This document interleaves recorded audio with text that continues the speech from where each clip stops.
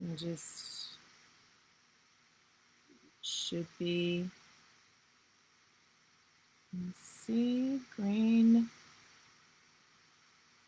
No, that's not what I want to do. Oh, there we are. Okay, so good morning, everyone. This is Attorney Robyn McCoy, and we have Attorney Tracy Monica Martin. And this morning, everybody. Yes, this is Happy Political Sunday. Coffee. And we have our honored guest, Attorney Erane Washington, who is running for judge in the 14B District Court. So welcome. And so let's go ahead and get started. So Erane, you're running for judge. When is the election? So thank you for having me, both Robyn and Tracy. The election is November the 3rd. So I don't have a primary. There are only two of us who are actually in this particular race. And I'm running for, just so everybody knows, 14B District Court. And that is located in Ypsilanti Township. So only Ypsilanti Township residents can actually vote for me. So, yeah. Okay. Interesting. And what made you decide to run for this spot? So, some people may know that I ran back in 2012 and I ran for a countywide seat. It was very taxing. It was actual loss, and so as a result, I decided that I wasn't going to run for any seats anymore. It was a lot. But this particular time, a group of folks here in Washtenaw County, called the Candidates of Color Recruitment Committee, decided that we needed to actually do something about some missing diversity in leadership positions, particularly I want to say the bench, because it was a real missing for us. Here we have 22 seats between referees, magistrates, and judges, and only one person of color. And they asked me to run, and I said no. And then I said yes. And then I eventually, what I decided to do was this particular seat, because this particular seat has about 38% of the Washtenaw County population that's people of color in this particular area. So that's why I chose this one. And I live in Ypsilanti Township, been living here for 26 years. I really care about this community. I'm on the Habitat Board, and all those things sort of came together to say, I love people. And so loving people means you want to make a difference in their world. And this is the space that I felt like would be best for me to do that. So that's why I chose this particular seat. Great. And Erane, what mug did you bring with you this morning for political coffee? And what do you have inside? Okay, so this morning I have a special mug. My husband actually made this mug. He's got one of those crickets. Have you guys heard of that cricket machine? Yes. Yeah. And so he's got one of those cricket machines, and he made me this mug with my logo on it. It says Erane Washington. Cool. Yeah, that's really nice. I love it. I love it. I love the colors, and your husband is so talented. And just for the record, I have my dialing in for democracy U.S. Senate mug. I got this from Resistance by Design, and they make a lot of political materials. For example, I'm going to be actually voting in person at the polls, and so I got this vote mask. Let's see that. Oh, that's neat. Yeah. Okay. And Hillary Clinton, in fact, inspired me to buy this because she was wearing one on social media. And so this mug, though, has all the U.S. senators on the mug with their office numbers in terms of their door numbers and their phone numbers. And so, Resistance by Design says democracy is on the line, make civic engagement part of your morning routine. So I bought that mug, and but what I want to know from you, Erane, is, you have been practicing, according to your bio, for 26 years, about the amount of time that you've lived in Washtenaw County. And what has made you decide to run for judge beyond being recruited? Because it's great when an organization says, hey, we want you to run, but ultimately you have to make that decision to run. So what inspired you to make the policy? So let's just clear up one piece of that. I've been in Washtenaw County since I was 11 and a half years old. I was only gone when I went away to Michigan State. Okay. When I went away to Michigan State, and then I came back, I went to U of M for law school. So this is my home. And like I said earlier, I'm very passionate about people. I love people. It's the same thing that made me decide that I wanted to be an attorney, that made me decide that I want to run for judge. And that is, I wanted to be in a position to help people, to make a difference for them. When I was younger, I'm a first generation, like college student, law school, the whole 9 yards. I didn't know that there were attorneys that did a whole host of different things, right? So when I decided that I wanted to go to law school, it was simply so that I could help people in the criminal defense arena, because that's what we saw on TV. That's the part that's glamorized. And I thought that I could do that and I could make a real difference for people. After, practicing law, and going to law school, you realize there are all these different areas. I'm like, what the heck is condemnation law? And then you realize you can help people when it comes to real estate. You can help when it comes to, like their actual wills and estates and medical malpractice issues and all this whole wide array of things. And so as time went on, and I actually worked for a judge for about 7 years. I was a judicial attorney. Yeah, that's right. It was Judge Shelton. Yep, I was with Judge Shelton for 7 years at the circuit court level. And you see people coming in and you see them in their time of need. And in that role, you can make sure that justice is really done. So since I'm so passionate about people, and I was doing, I think, a really good job of helping people as an attorney, I thought it would be another avenue for me to make a difference on a bigger scale for people. And so that's why I decided it would be a good opportunity for me to run. And I have the judicial temperament to actually do that. And I've been blessed with the ability to meet people, sort of like right where they are. That's one of the people skills that I have.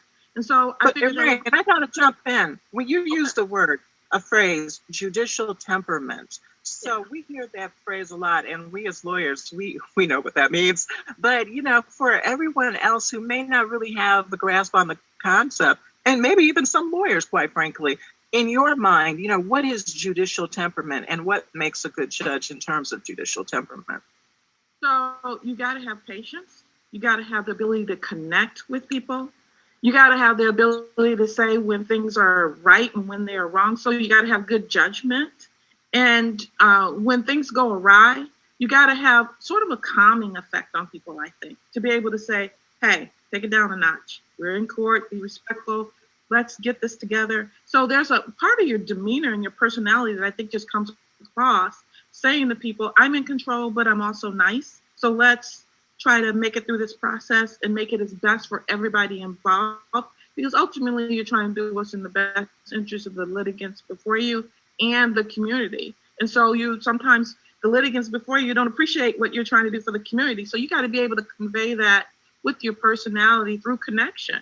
And so a part of it is being able to connect with people. So I think judicial temperament is really a lot of things that have to come together. It's just not one piece. And so that's one of the things I think that, I've been blessed with, and folks have told me that over the years. And so that's what I think it boils down to. And of course, you got to have honesty, integrity, and character to go along with all of that.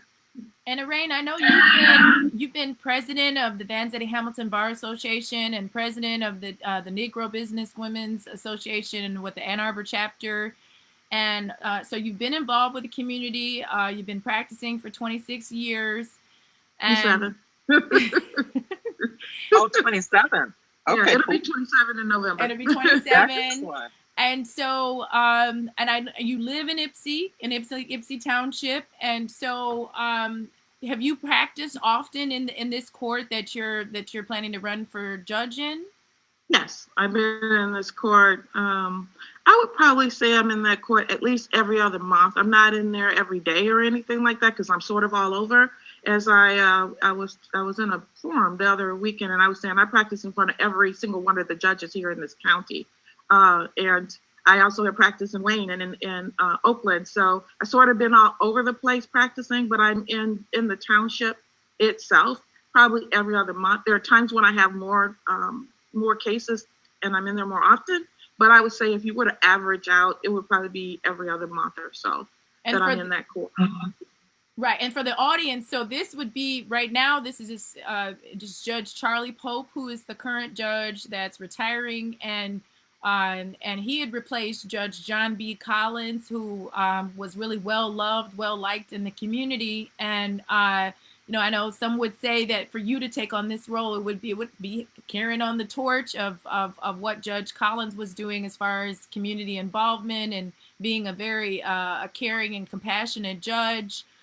And so what have you been doing with the campaign as far as campaigning? Because we're in a different light, we're in a different scenario right now with COVID. It's not, normally you would be door knocking, I'm sure doing a lot of community events. So how are you campaigning in light of the COVID-19?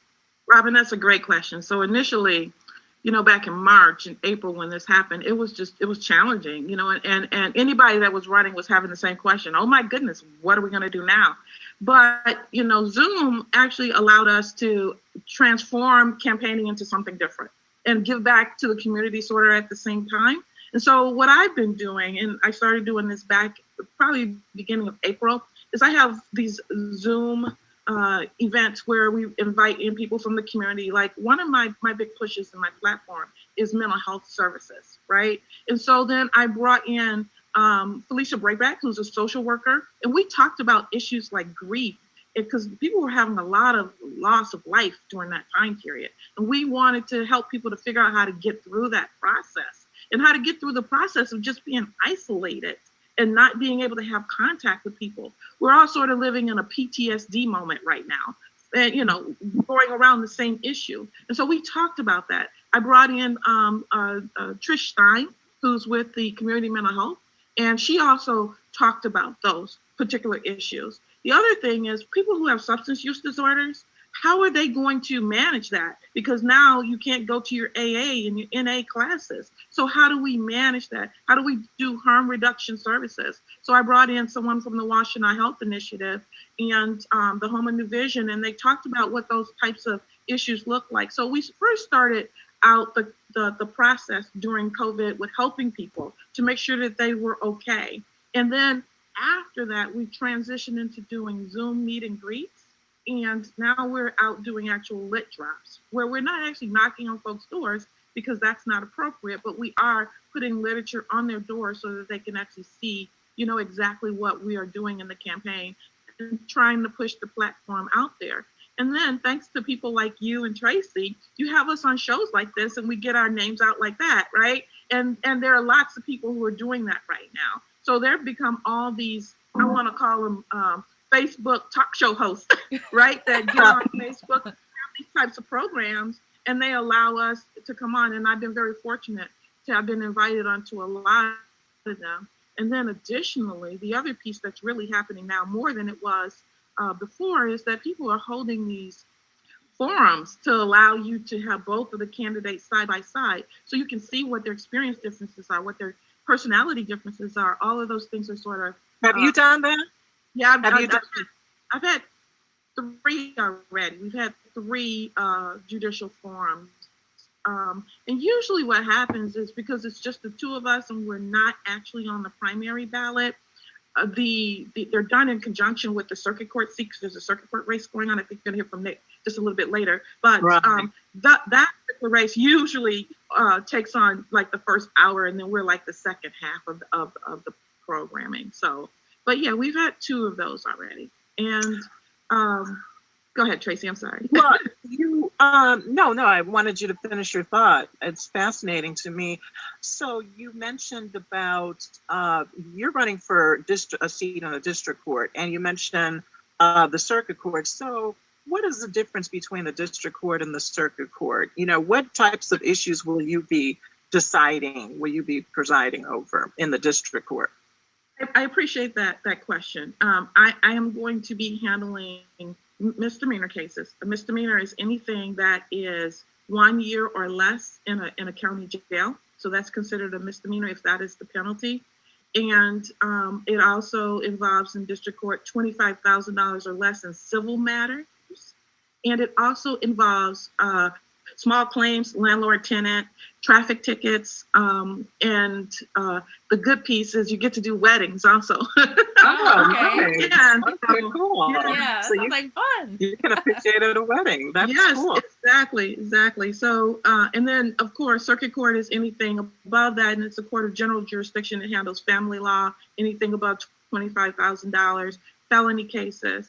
Now, there is one piece of the district court that I think is the most important piece, and I think that's the piece that comes out between me and my opponent, and that is that at the district court level, you have to decide whether or not a case is going to be bound over. You know, you and I probably know what that terminology means, bound over. It means that invisible line between district court and circuit court. You're going to say that case should go on to be tried at the circuit court level. So that's what a district court judge does that I think is absolutely crucial. And for me, that's why it means that a person should come to that space having actual litigation experience. You can sit for 27 years in your own office doing transactional work and never have done a criminal case in your life. That does not make you suitable to be a judge, because you're deciding people's life. You're deciding whether or not they're going to actually be tried with a felony. And if it's a wrongful conviction, then someone's sitting in jail for something that they didn't do. So it's really important to have someone who actually knows the process, who has wisdom and experience to be able to make that call when the time comes. And that's what I bring to the table. You know, I have 27 years, like I said, of experience. 20 of those is in litigation. I've litigated criminal cases, civil cases, the whole 9 yards. The other 7 was working for as a judicial attorney, where I get the actual courtroom administration experience as well. I've done case management. I've written hundreds of opinions. I've mediated and arbitrated. I sit on the case evaluation panel. So I was the chair of the case evaluation panel here in Washtenaw County. Excellent. And Robyn mentioned, a couple of the things that I've done in terms of the community, but I've Habitat Board, American Board of Red Cross, Women Lawyers, all of those I've been a part of on their board of directors. I've been the president of the Washtenaw County Bar Association, and I'm currently the elected the elected state bar commissioner for Washtenaw and Jackson County. So, my breadth of experience, this is hard. When you have to sit around and brag about what you're doing, I don't really like that part, but people have to know. It's not bragging, Erane. It's not bragging. You gotta let the audience know who you are. Facts.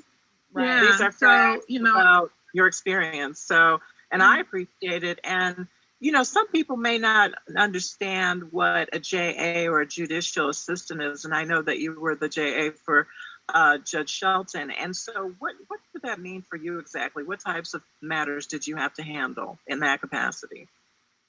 So in that capacity, I handled everything that came across his desk. So what that means is if it was a criminal case, it came across my desk first, and I read it. I condensed it down into a document that he wanted to read, and I provided that to him. If it was a civil case, I did the same thing. If they were submitting, and you both are very familiar with this, if they're submitting what's called a motion for summary disposition, and those motions for summary dispositions could be, anywhere from 20 pages to 100 pages. I condensed those down into, 5 pages. So it required a whole lot of analysis and a forethought to give him the information that was really important and condense it down into something that he wanted to and could read and make a real decision about. So I had to be able to analyze the law, put the facts in there, and then give him my synopsis of it. And so that was actually crucial. And the other thing that he allowed me to do, which I think really helps me, is if there were cases that came that he thought needed to go to mediation, but the people didn't really want to go to mediation. They wanted to do a settlement conference instead. He allowed me to handle those settlement conferences. So I helped to settle cases a whole lot. That's why and I think the other piece is, my goal for him at any point in time was to make sure he made the decision from the bench. But of course, he's the judge. He decides whether or not he's going to make that decision from the bench. If he didn't make it, then it usually came to me to draft the opinion so that he could actually see whether that's the direction he wanted to go in. And so I was the person who drafted hundreds of opinions. I worked for him for 7 years. So that was a lot of work. Another thing that I'm glad you asked that question, because I hadn't thought about this since I've been running, but the other thing that was so crucial was I got to be the first contact for the jury. So when the jury came in, I was the person who took them into the room, sort of gave them the lay of the land, told them what this is what it's going to look like. And then I would take them out into the courtroom, bring them back when it was time for them to deliberate. I was that person. When it was time for them to give their opinion, I was that person. I also drafted another thing that I hadn't thought about. I drafted all the jury instructions for that. That's something that a judge is going to have to do as well, is draft all of those jury instructions. And so, you know, the breadth of my experience is tremendous. I've been blessed in that way. There's only been one other Black woman who's had that opportunity in our county. So it was the last opportunity for anybody of color so far in this county to be in that position, because you get to be there with the judges and see exactly everything that happens behind the scenes. You know what that looks like in every area. So I've done at any point, I mean, you're doing all this work and you're drafting these opinions and you're doing all this research analysis, and you're the first point of contact for the juries that come in and the jurors, and you're connecting with them. And did you ever think, hey, I could do this? Yeah, I could be the judge. Yeah. That's when it first really hit me that I could do this. Yeah. Okay. And so that's when I was like, this is something that I feel like I could manage. You know, one of the things I was always a little concerned about was the isolation part of it, you know, because as the judge, you don't have the same connections with people in the community and with the attorneys, and you have to be very careful. But I think, you know, being in that role, it allowed me to figure out how to navigate that part of it as well. Okay. Because as a judicial attorney, you get a little isolated in that space too. And so it allowed me to figure out where those boundaries are and how to work within those boundaries. And so for a lot of reasons, I think that it really did help me. And you know, it was a lot of work. It really was. I would be there sometimes 7:30 in the morning, and I wouldn't leave until 10:30 at night on days, right? Because the jury, you have to be the first person to let the jury in. It was just a lot, but I learned so much from it, and I met a lot of people and had great experience, and it really fed into my people personness. So yeah. Very nice. And how do you feel you would deal with, you know, for judges as opposed to just lay people or attorneys? You guys will have a little bit more. You have more scrutiny on you. Out in Detroit, they have situations sometimes where the media is following the judges and things like that. How do you feel you would cope with that, with being a judge and having to deal with added scrutiny? Well, as a JA, I kind of have to deal with that too. As a state bar commissioner, I feel like I have to deal with that because people are always watching what I'm up to, and it's a position that you have to be reelected to every time. So you have to be held accountable to folks. You have to do your job well. And coming on this show for me was like, okay, this is going to be interesting because I'm kind of a sort of a straight-laced person anyway, and I'm kind of shy. So that was like, oh, okay, I got to go on the show. I gotta have my personality really shine through. So I think as a judge, that's a part of what you're always kind of thinking about. So for me, it just sort of feeds into what my personality is like. I don't think that I have to shift very much in that. So I think that, I'm a rules follower. If you're following the rules and doing your job, I think you'll be fine. Okay. You know, it's making those judgment calls, you know, that I think that experience, like I said, and wisdom and just the ability to connect helps you to do. And you have to be connected to the community. And I've got all of that going for me. I'm extremely connected to the community. I know what their needs are. I know that there's been a huge shift in that at this point in time. I recognize all of that, and just being able to put it in the translation, to translate it into how those cases are going to be decided. That's what I am positive I'm able to do if the people of this community decide that I am their next judge. And I, like you, Tracy, feel fairly confident about that, but I have to run like I'm 10 points behind. And so that's what I'm going to keep doing. Of course. Anybody in politics, political sophisticates know that even though you may be ahead in the polls, you have to run, as you said, Attorney Erane Washington, as if you're running behind. So I have full faith and confidence in you. And we've only got about another 5 minutes, but I do want to ask you this question. You know, we're on Zoom this morning, and, because of the COVID-19 pandemic, many hearings and matters are going in courts via Zoom. And so what is your take on that, the efficacy of Zoom hearings and protection of litigants that come before the district court in particular? Well, I'm very excited that we have Zoom as an opportunity. I'm sad that it had to come through this particular avenue, but I'm very happy that we have it. I was on the committee that helped to set up the Zoom for the preliminary examinations in this county. So I was instrumental in that part of the process. And we're also I'm heavily involved in that from a statewide level, being in the State Bar Commissioner as well. So my thought on it is this, that it's something we should have been doing all along, because in certain cases, in certain spaces, and let me clarify that, okay? When it comes to people having to appear, there are all these barriers that have sort of affected people in the past, whether or not they can get off their job, whether or not they have transportation, whether or not they have childcare. Correct. Having a platform like this allows people to come into this space and deal with that, in a way that doesn't affect any of those other areas. It also allows you to cut down on attorney's fees. People who can't afford attorneys or having a challenging time with that, the attorney's fees are going to be a whole lot less, because we're not having to travel and pay and charging people for that travel time. So all of that is great for pre-trials and pre-hearings and all the things that lead up to a trial.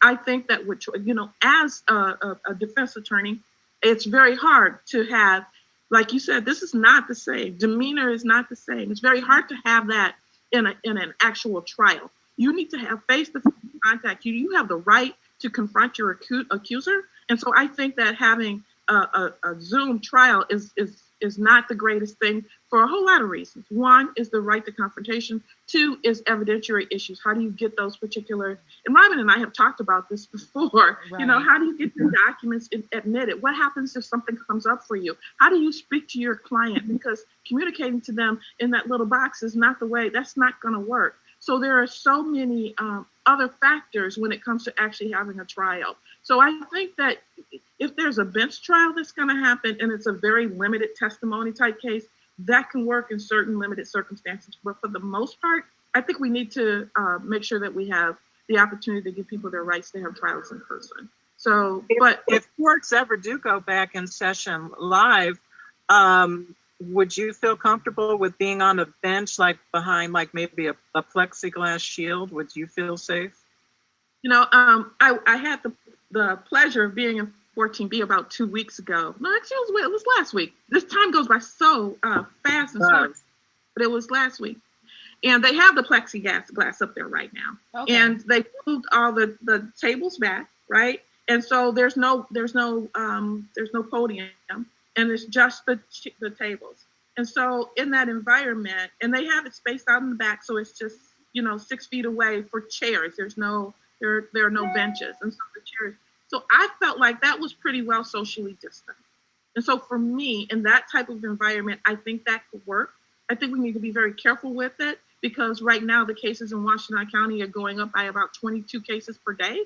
So wow. You have to be very careful with it. And at the front, they have someone who's actually taking your temperature and asking the appropriate questions. Now, me personally, I'm still concerned about that, because you could be asymptomatic and answer no to every last one of those questions, but still be a carrier. Right. So that's why I think it's extremely important that we have that on as limited of a basis as possible, and just absolutely limit who actually can come into the courtroom to the parties that are necessary, unfortunately. But then, we have YouTube. So all of your cases are now being streamed live to YouTube. And I think that allows us to have the transparency that's needed in the courtrooms.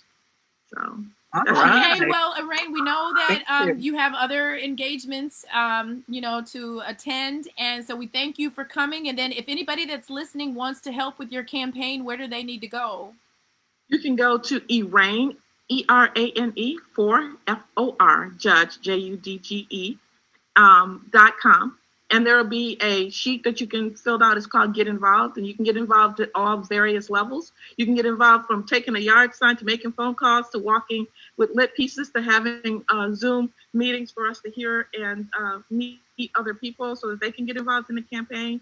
And, judges can't ask for donations, so I can't ask for that, but there is a donation page on there. So yeah, thank you. I hope you can come back since you don't have a primary. I hope you can come back closer to November because I have so many more questions for you about judicial reform and justice reform. So I hope you can join us again. Yeah, we would love to have you come back. And the election is November. What is it? No, is it November 3rd? November 3rd. Okay. Well, good luck to you, and you have a blessed day. You both.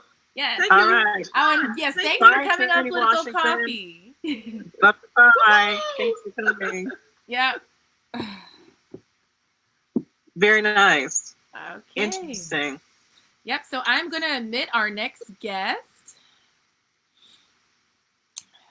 Let's see how this is. Well, I think we've got Attorney Nick Rommel on deck, and he's running for judge in the 22nd Judicial Circuit Court out of Washtenaw County. That sits in Ann Arbor. Is that correct? Yes, Robyn? That's correct. Hello, Nick. Good morning, Robyn. Good morning, Tracy. Hi, so you're Nick, here how with are us you? for Political Coffee. I didn't get a chance to introduce my mug. Mine is I teach what's your superpower. So I do teach a class at EMU on law and African American experience. And in my mug, I have raspberry leaves, dandelion tea, and burdock, and honey, and lemon. And what was your mug, Nick? My mug is completely blank. What are you? Okay, what are you drinking this morning? I should have gotten one of my law firm's mugs because I'm here at the office, but I just grabbed one from the cabinet. Oh no, that's fine. So, and what are you drinking this morning? Well, it's just water because we got to stay hydrated in this weather. Oh, okay. Oh, very good, very good. And Nick, you look very patriotic. Is that a polo shirt that you're wearing? I see stars. Oh yeah, that's nice. First of all, this is my alternative. I got this for 4th of July because I've never had a patriotic shirt. And I alternate when I go door to door. Sometimes I wear this, and sometimes I wear my Nick Rommel for Judge shirt. And I kind of go back and forth with them. And, I like the fact that that the American flag and the American symbols are for everybody. And they're not just for people of a certain party. And I want to make sure that I express my love for the foundations upon which our nation was built and those foundations on which we strive for continued equality and equity. And so that's why I'm wearing it. Right. Well, I'm all for it, and I love it, and I've got to compliment you. I reviewed your website, and I think it's just perfect, spot on, and I like the purple necktie, because I like the message. As we know, judges, when they run, that's a nonpartisan race, and so, no red, no blue, but purple. That's I love it. There's the website picture, and you can see the purple tie there real quick, I think. Oh, yeah, we can see the cool. purple tie. So, okay, and then Nick, so I know we know, but for the audience, you do civil rights cases. I know you're active with the NAACP and the ACLU, and why don't you tell the audience? So, what made you decide to run for judge for the 22nd Circuit? Thank you. That's a great question. And by the way, I'm just so happy to be doing this, and so happy to be here with my old friend Robyn and my new friend Tracy. I'm looking at Tracy's chops, and I see you've got like 2,500 Twitter followers, and I got like 3 for the Nick for Judge site. So, I aspire to be you. Okay. Well, And Tracy is and not only is she a dynamic attorney, but she's got a media background. So she's had a radio show. So she has a podcast now. So she knows her practice, her process. Fantastic. Well, thank you, Robyn. That's so nice, and I'd love to have you come on, Nick. The podcast is emerging, but I'm going to be making a big announcement. But the focus is on you. We want to hear about why, I've read your bio. It's fascinating to me. You practiced for 30 years, and you've decided now to ascend to the bench, to run for a circuit court judge. Why? Tell us why. Well, personally, I think experience is a really important asset for a judge.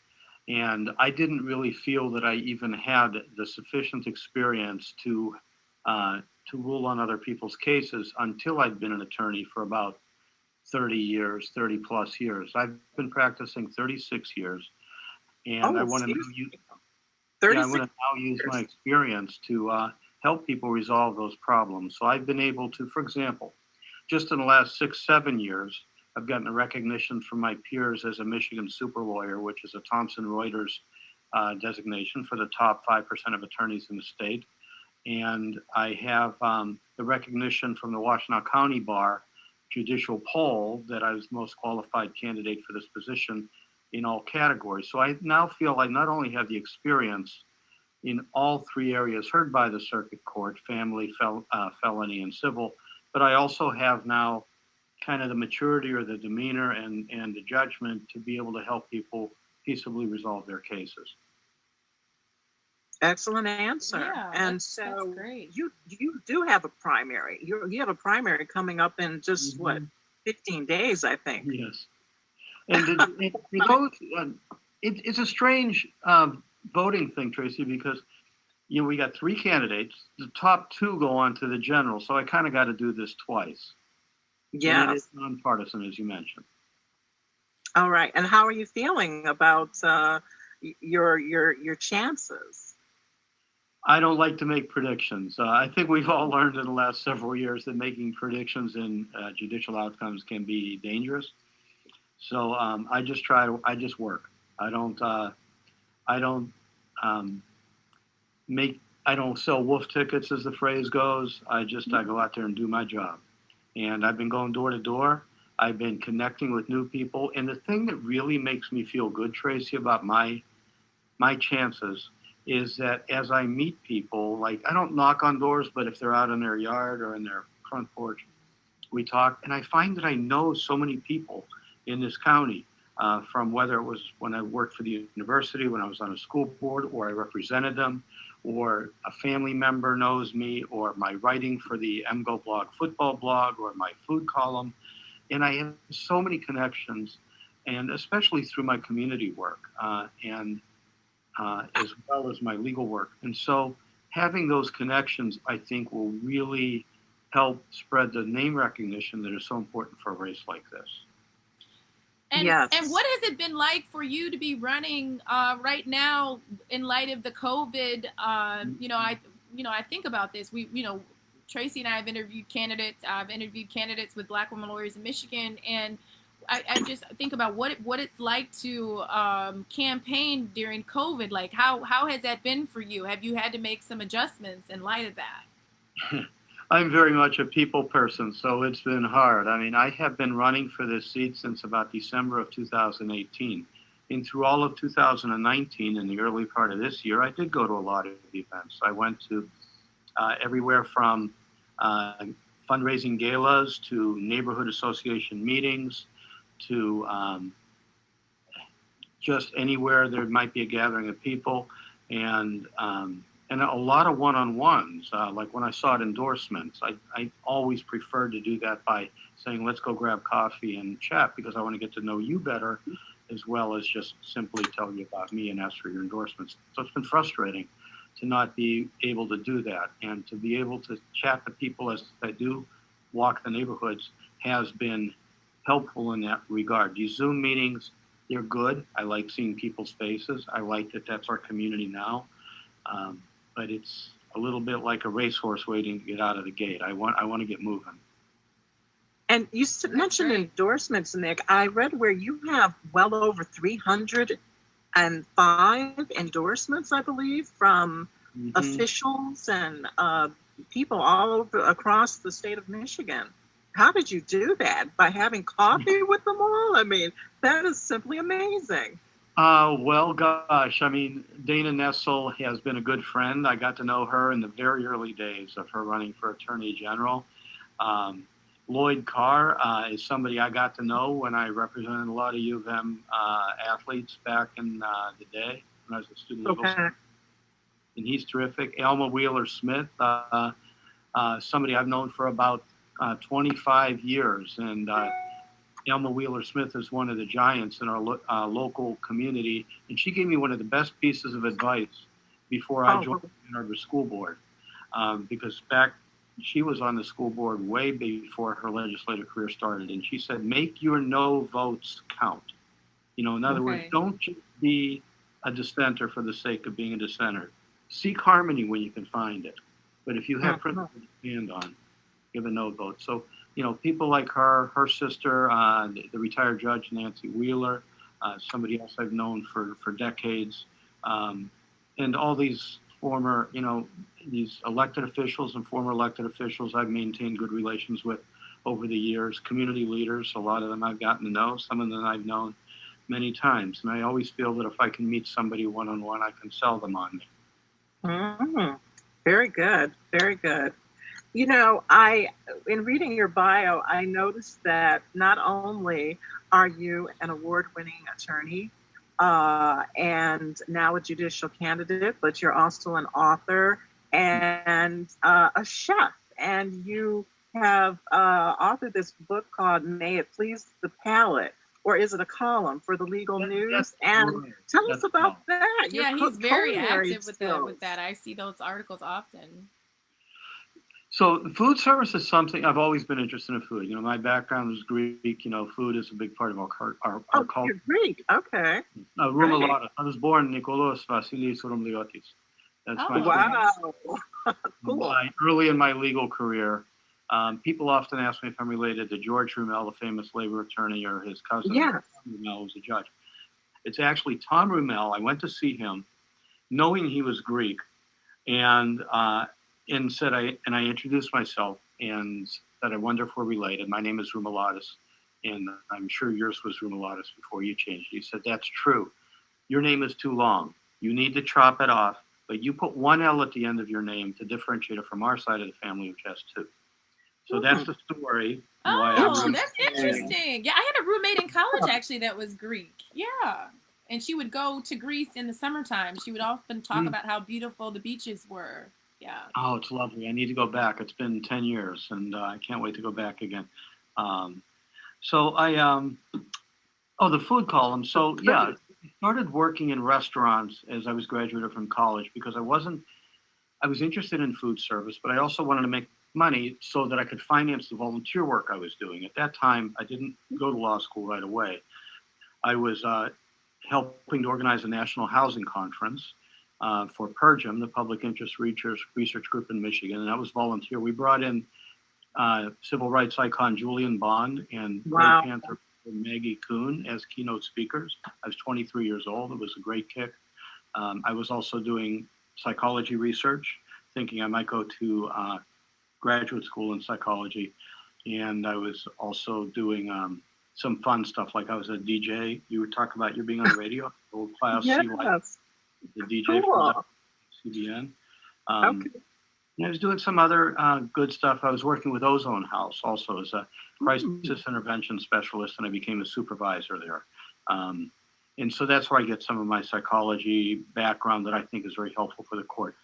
So I just got more into it. I had my own catering company for a minute, and I continued to, and then later in my legal career, I wanted to get back into it. I started doing an internship with Eve Aronoff, who owned the restaurant Eve, just 10 years ago when I had been an attorney. I went in there once a week and did whatever they needed me for. Started writing the column. It used to be written by the late Judge Kirkendall, who was a probate judge. Oh, right. I remember that. I remember you had that column. It over from him. And so I don't know if that quite qualifies me as an author, but I do enjoy writing the column. I don't write as many as I used to these days. Well, you could turn all those great columns into a book, a compilation, and that would just be fascinating. And so, what's your favorite recipe? What's your, claim to fame? A special dish, sure. Sure. With this great background. Wow. Love it. That's a great question. If I was going to do a go-to recipe in a day, like butterflied Greek leg of lamb on the grill. Oh, I love lamb. Okay. Me too. Yeah. With all the trimmings, maybe some Greek roasted potatoes, a great Greek salad, some spinach pies or something, and I could really put together a feast like that. Wonderful. Oh, that's great. Yeah. Nick's making me hungry over here. I know. I love lamb. Okay. When we're past the pandemic, you'll have to, invite us over or bring something over to the office or something. You talk about the pandemic. I was totally picturing that I'd be doing things like having fundraisers where I'd be doing cooking, and oh well. Right. And I know you have, you have this civil rights background. You work with, you have your partner, yourself and David Knott. I know I've interacted with you as well with dealing with educational advocacy. So you've been doing that kind of work. And so how has it been for you as far as continuing to practice, but also running for judge, like kind of juggling the two things at the same time?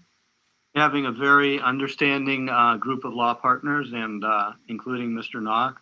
But I'm keeping my caseload up. I'm hopefully keeping enough of the earning my keep there at the firm. And Robyn, I'm so proud of you for doing education law. You and your father have been good colleagues over the years. We refer cases, and you're one of the few people who actually does education law well. It's a very difficult niche. So my present practice, I'm doing. Thank you for that. Yeah, it's more than a notion. This is going on my third year. I'm still learning the process, but it's definitely, I've called, I've reached out to you and Judy knew, and it's definitely more than a notion. But what were you going to say? You were saying something? No, it is more than it is. And what I don't do, and I think you do it, is I have done IEPs, or individualized education plan meetings and team meetings, and those due process appeals. I do not consider myself well versed in it, and that is one area I don't do. But you do those, right?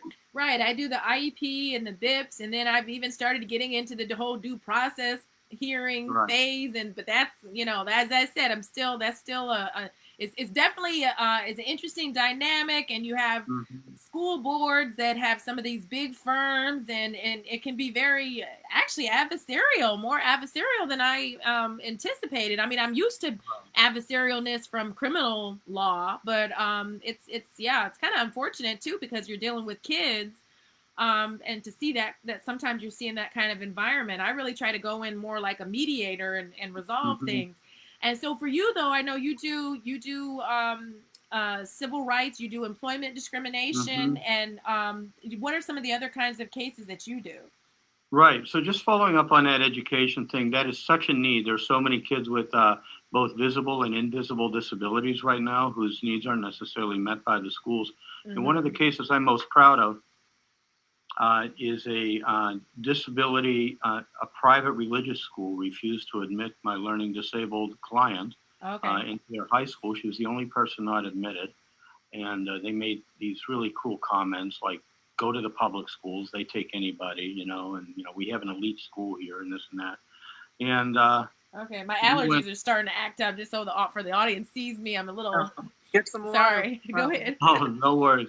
And we took that case all the way up to the Michigan Supreme Court. It was at the Michigan Court of Appeals 3 times, and the Michigan Supreme Court gave me a unanimous 7-0 decision affirming the right of a learning disabled student to sue a private religious school for disability discrimination under the Elliott Larson Civil Rights Act, which they said it was religious freedom, and the court said no, not for a discrimination case. So I do those kinds of cases. I do a lot of education-based cases on behalf of Title IX survivors of sexual assault by peers, teachers, and coaches.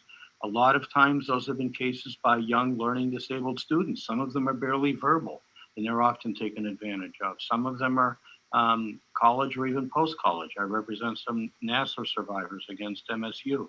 And right now we're fussing against the USOC and United States USA Gymnastics in bankruptcy court in Colorado. Okay. So we do those education cases. I do a lot of discrimination cases in mostly job settings, and we represent some labor unions. I also do miscellaneous, many other cases. I had a big defamation case that got worldwide attention that went to the Michigan Court of Appeals. I won in the trial court. I lost in the Court of Appeals, but I got the principle was very important to me, which was, can we get the identity of anonymous internet commenters who defamed my client to such a point where they cost him his 10-year job? And it changed the practice of that website and many other websites when we did that case. And so that was real reform that resulted. Was that the case where there was this big verdict that you won? I think something was overturned in the Michigan Court of Appeals to the tune of what, 300 or 500,000. I was reading something about that. I'm not sure if that was it. My client not only lost his tenured position with a state university, but had a tenured job offer with another university, and he lost both those positions.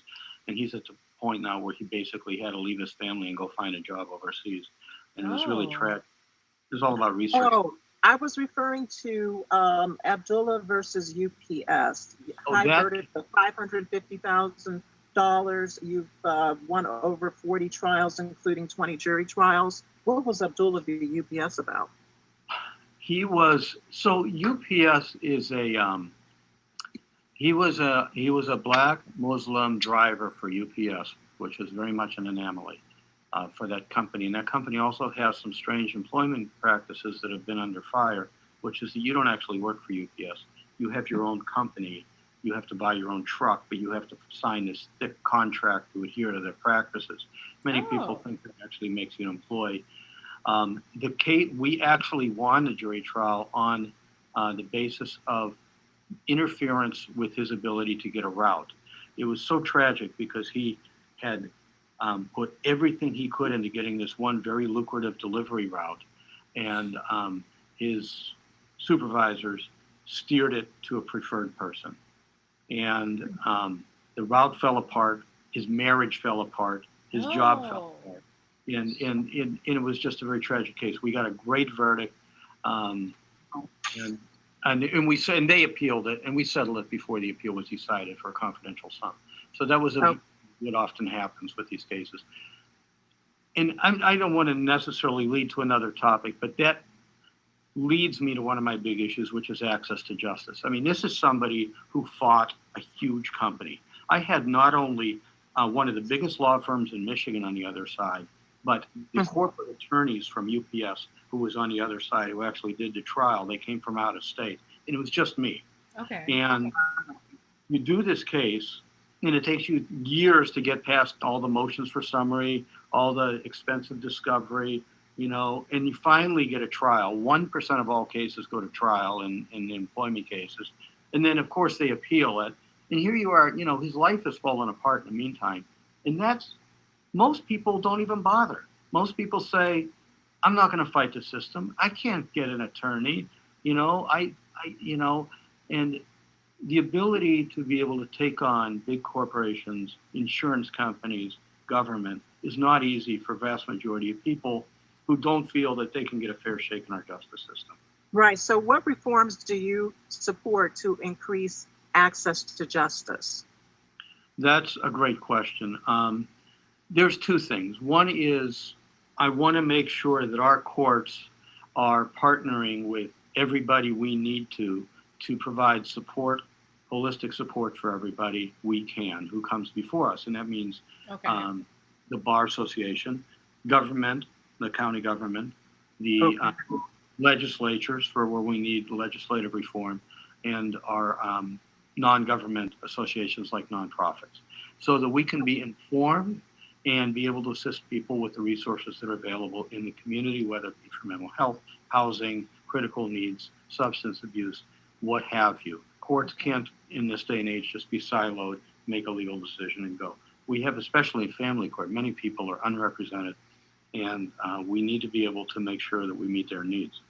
The second thing that I've been talking about, talking about broader issues of of justice reform, we need to include the courts in that conversation. Right. That means we have to do a top to bottom re-examination of what we do and reimagine the way that we deliver court. We have to make sure that the people who are not, who do have justice problems, who aren't getting into court system, have better access to courts, whether it's the basic things like transportation, filing fee assistance with forms, etc. We have to make sure that the people who are in court, who are unrepresented or don't have means and don't have access to good attorneys, are being fairly represented. We need to make sure that outcomes are fair and equitable. So one of the things that the courts are exempt from is the Open Meetings Act and the Freedom of Information Act. So in other words, if you seek statistics from the court, the only way you're going to get them is what the court releases. What the court releases is we did 8,000 cases last year. 3,000 were family cases, 2,500 were criminal cases, 2,500 were civil, etc. But you don't see, for example, are people of color being similarly charged, or they're being inequitably charged as opposed to people who are not of color? Are they being sentenced the same? Are they being getting jury verdicts that are equitable? Are they being treated the same by the courts? Even in non-criminal cases, you'll see, I've seen a study where people of color who owe child support, for example, are treated differently by judges. Right. And these juries often treat people differently. So I would make sure that we not, whether the court wants to have this conversation or even with my own staff, I'm going to say we're going to be transparent. We're going to do our own court watching. I'm going to seek grants. I'm going to have somebody say, this is the statistics about how we're treating different segments of our population. And once we learn if there's any inequities in the system, then we can address them as a court community. So those are two ways that I talk about court reform. And I think that's important. I know that Tracy and I talk about as practicing attorneys, you know, you don't always have that kind of accountability with the judges. You know, the way it's set up is the judges are oftentimes they're detached and like sometimes from the bar, from the other attorneys. And so they're not really getting feedback about how things are going in court, like issues as far as fairness and treatment of the attorneys or the litigants. And I think that's a disservice to everybody, that we need to have a better setup to make sure that there is fairness in the system. And in that light, I would ask you a question about judicial temperament, because there are some people that become judge and they get what's called black robitis.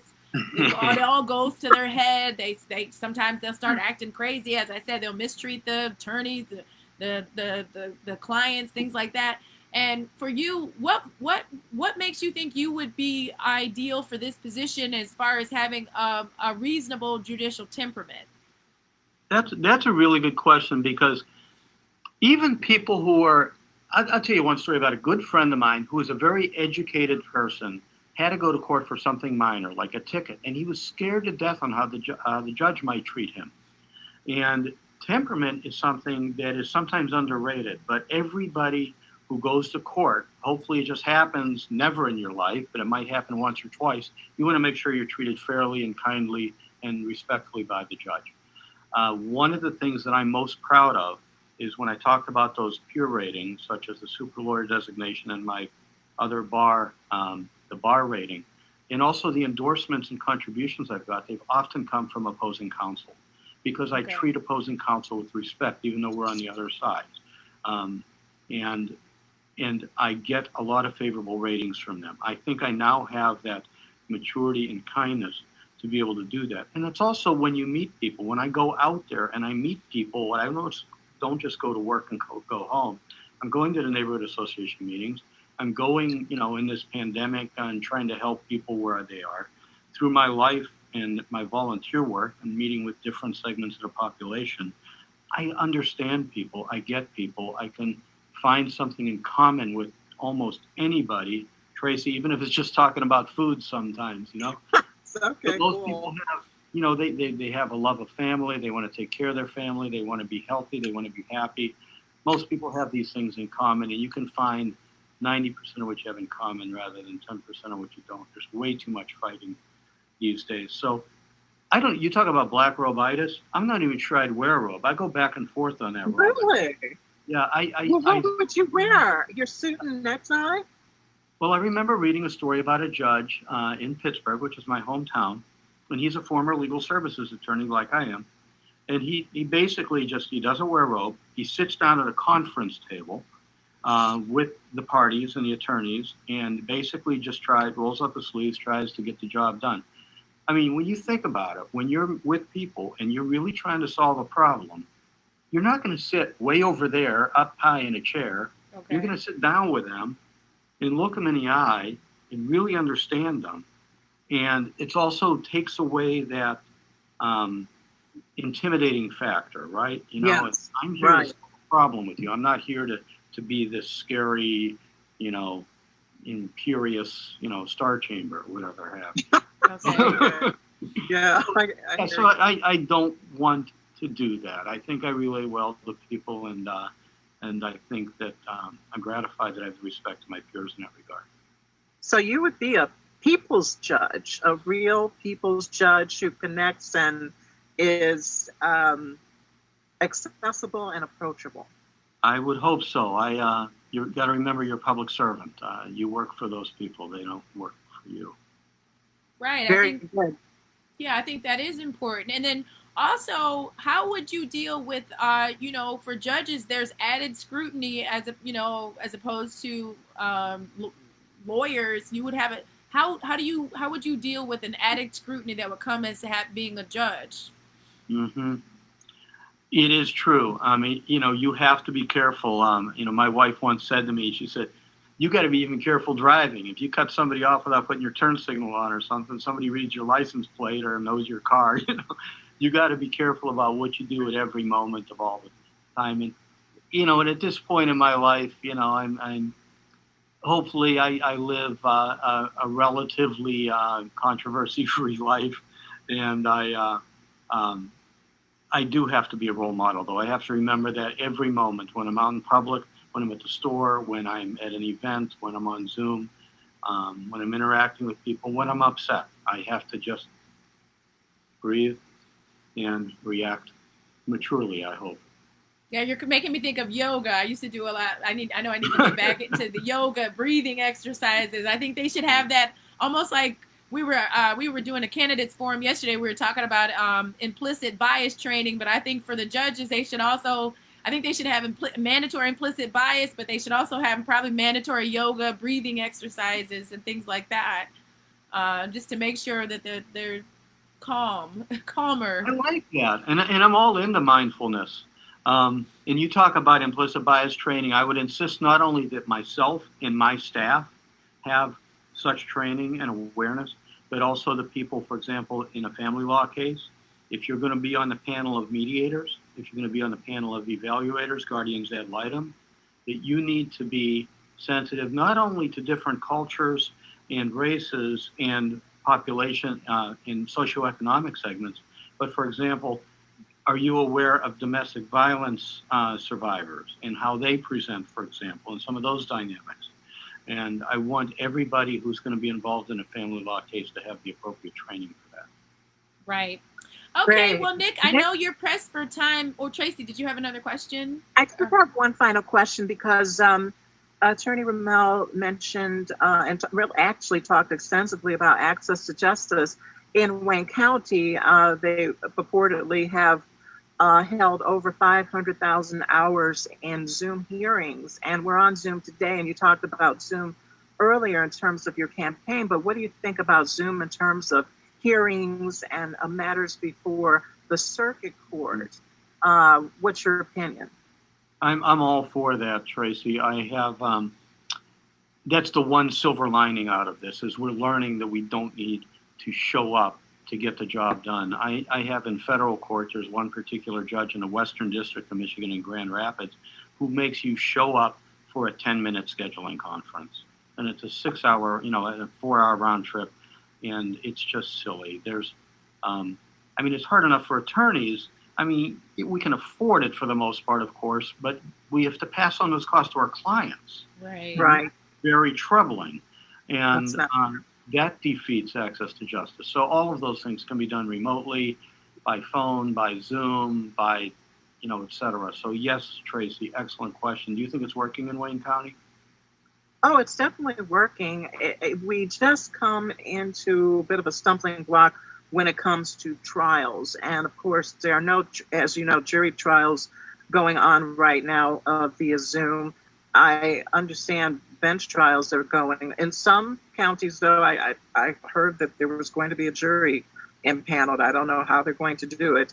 And in Monroe County, I understand they're holding in-person hearings. But for the most part, Zoom is working in Wayne County. Yes, that's my home court. And so it's working. Right. And from what I've seen as well, I think that Zoom is viable for pleas, and I think that makes it incumbent of not just Wayne County, but across the state for the prosecutors to be more, in some situations, they were too rigid. So before the pandemic, but now I think there needs to be more flexibility and just trying to get pleading out all the cases that can be pled out, and then we'd have to figure out the whole jury trial issue. How do we do that safely?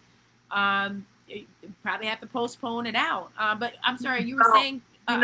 In Texas, they did run a jury trial on a civil matter, and what they did is they had two judges. They had one judge who was actually running the trial, and another judge was making sure the jurors were doing everything that they needed to do, because at one point in time, a juror disappeared off of Zoom or WebEx, whatever platform they were using, but they got through it. And so I think this is going to be here to stay. What do you think, Attorney Ramel? I think it will be here to stay. And as for trials and evidentiary hearings, it's a bit of uncharted territory. We have to trial and error. Yes. Cross our fingers on that cross one. our fingers. Okay, well, Nick, I know you're pressed for time. You're out there in the campaign trail. So for anybody that's listening that wants to support your campaign, where would they go?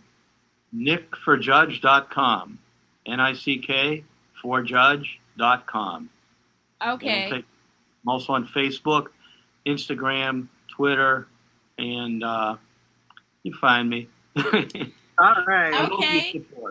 And you got Tracy, this has been so enjoyable. Robyn, I am so glad you set this up with my new friend Tracy, and you have a wonderful day. Yeah, thank Okay, you. you Thanks for joining us. I think the chances are just great. Yeah, I think you would be awesome.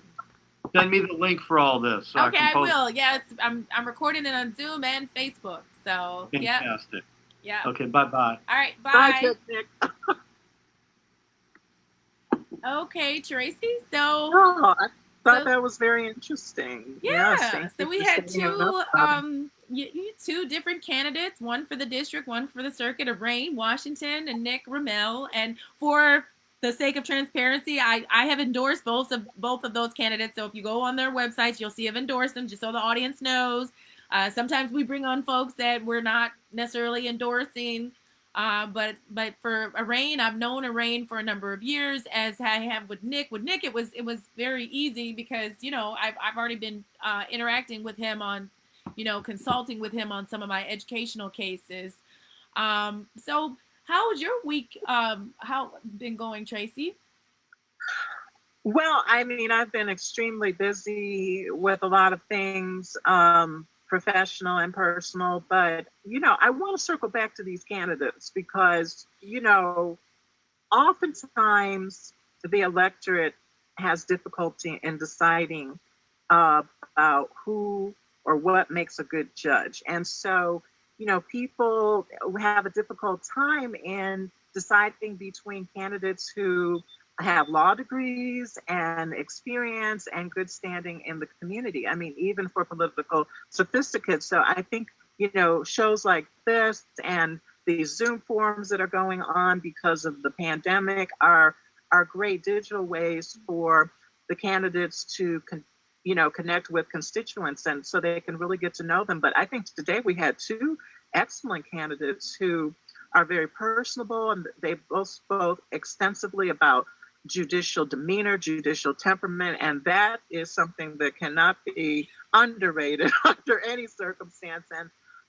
I am just so impressed with both of the candidates, Attorney Erane Washington and Attorney Nick Ramel, and just how well-rounded they are. And they both have so much experience, and that lends itself to excellent judge on the bench. Someone who has not only the experience and the credentials, but also has the temperament and the demeanor to be respectful of all who come before that particular judge. And I think that both of these candidates display it. And they have trial experience. I mean, I think, that because sometimes we'll see situations where people are appointed as judges or they run for judge and they don't really have a lot of experience, or they run for a judicial spot, like maybe they're doing criminal law, but they never practice as criminal attorneys. And then you see that when you get in the court, and you see shows. that. Yeah, and that's a disservice. That can be a disservice to the clients if you have somebody that's in there that hasn't practiced in that area, so or done some trainings. I know for me, whatever I do trainings. I have a mentor. I don't just jump on any old kind of case. Like if you call me and you have an employment discrimination case, I'm gonna probably call Nick or I'm gonna call David. I don't do that. I don't just jump on stuff. So because they're the experts, yeah. Right. And you're doing great. Attorney Nick Rommel complimented you on all of your great advocacy in the area of education law, and with him ascending, I predict he's going to ascend to the bench sooner than later.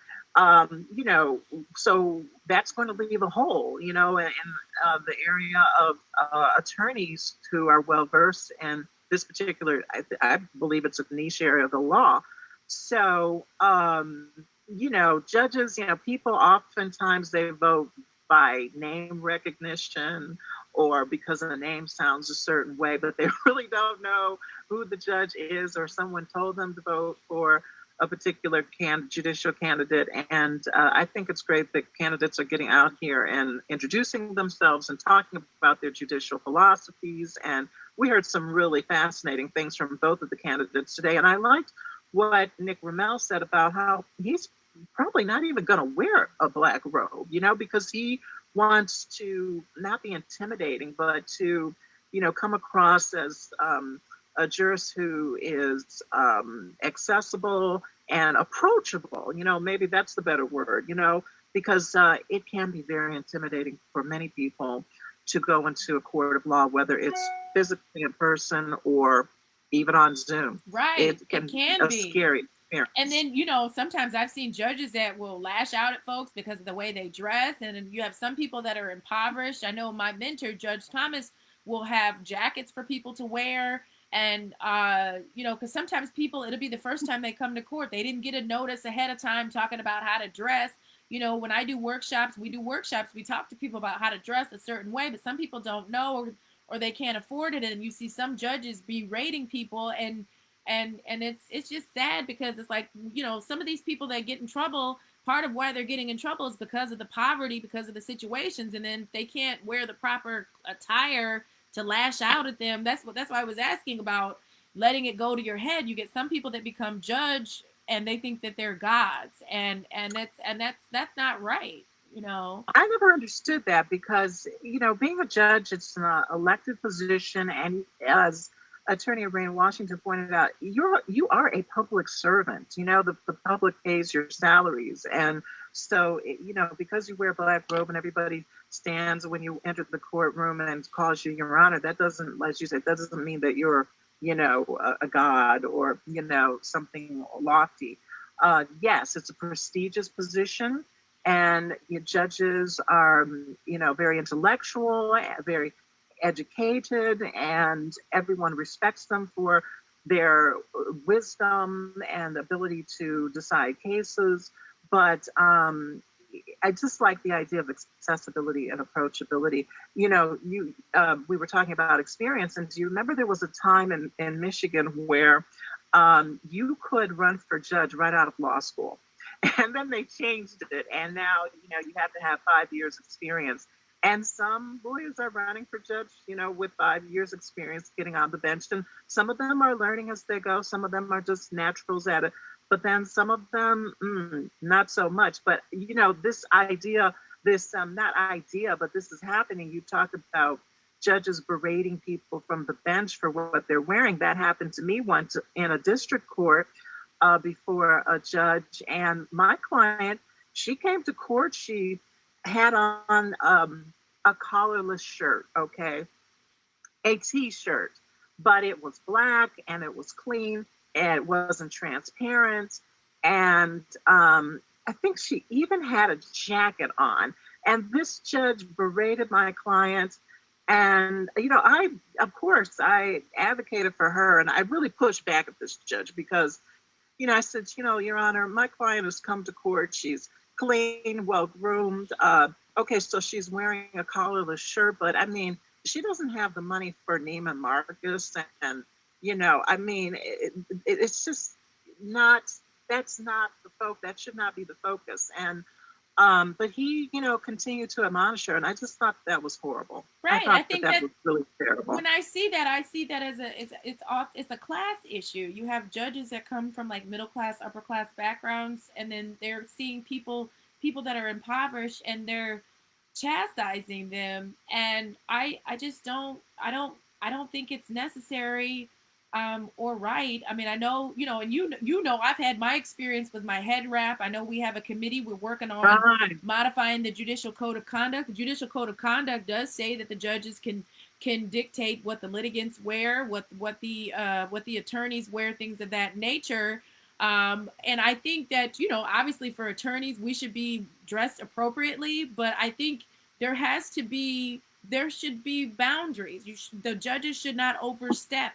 Like when I was wearing headscarves, and for me, it happened 3 different times. And so that's when things happen like that, I knew it's not just about me. It's just like when we're talking to Nick and he's advocating for the little guy, and I'm hearing about clients that are having an experience. I said, okay, we've got to do something. So we do have a committee, and we're getting that in order, and we're going to be working on that.